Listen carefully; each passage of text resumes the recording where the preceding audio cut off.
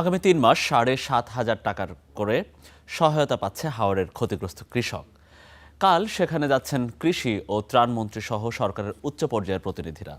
প্রথম ধাপের এই আর্থিক সহায়তা পাচ্ছে ১ লাখ পরিবার। এরপর শুরু হবে কৃষকদের পুনর্বাসন কার্যক্রম।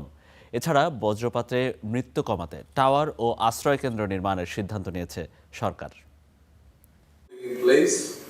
সম্মেলনের দ্বিতীয় দিনে জেলা প্রশাসকদের সঙ্গে মতবিনিময় করেন কৃষি, দুর্যোগ ব্যবস্থাপনা ও ত্রাণ মন্ত্রণালয়ের মন্ত্রীরা।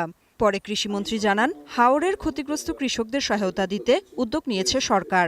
আগামী ৩ মাস তাদের ৭,৫০০ টাকা করে দেয়া হবে। লং টার্ম স্থায়ী সমাধান জন্যই কৃষক কার্ডের প্রবর্তন করা হয়েছে। সো কৃষক কার্ড যখন পুরোপুরি কাজ করা শুরু হবে, তখন ওই কৃষক জানবে এই এলাকার, এই ইউনিয়নের যেখানে সে বাসিন্দা, এখানে সে কতটুকু ফলাতে পারবে।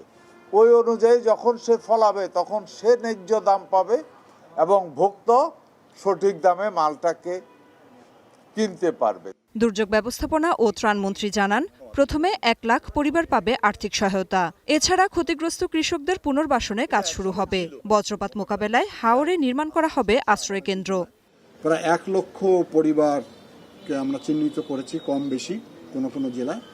এগুলো আগামী ৩ মাস তাদেরকে আমরা কিছু সহায়তা দান করব। আমাদের মন্ত্রণালয় থেকে আমরা আর্থিক সহায়তা দিব এবং কিছু খাদ্য দিব আমরা সেই অঞ্চলে। পরবর্তীতে কৃষি পুনর্বাসনের জন্য কৃষি মন্ত্রণালয়কে উনি নির্দেশনা দিয়েছেন, আর পানি সম্পদ মন্ত্রণালয় এই ব্যাপারে ওনারা কাজ করছেন। এ সময় ভাঙন কবলিত এলাকায় সরকারের নেয়া নানা উদ্যোগের কথা জানান পানি সম্পদ মন্ত্রী। নদীর ভাঙন, হাওড় বাওড়ে কিভাবে সেখানে পরিস্থিতি মোকাবেলা করতে হয়, বন্যা, বর্ষায় অতিপ্লাবনে, সব কিছু মিলে আমরা মাঠ পর্যায়ে সে আলোচনা করেছি। আমরা তাদের কাছে সর্বাত্মক সহযোগিতা কামনা করেছি এবং তাদেরকে আমরা এর পাশাপাশি ব্রিফ করেছি কিভাবে সাধারণ মানুষের সঙ্গে জনস্বার্থে প্রয়োজন অনুযায়ী কাজগুলো সমন্বয় করা দরকার, সেই ব্যাপারে আমরা বিস্তারিত তথ্যগুলো দিয়েছি।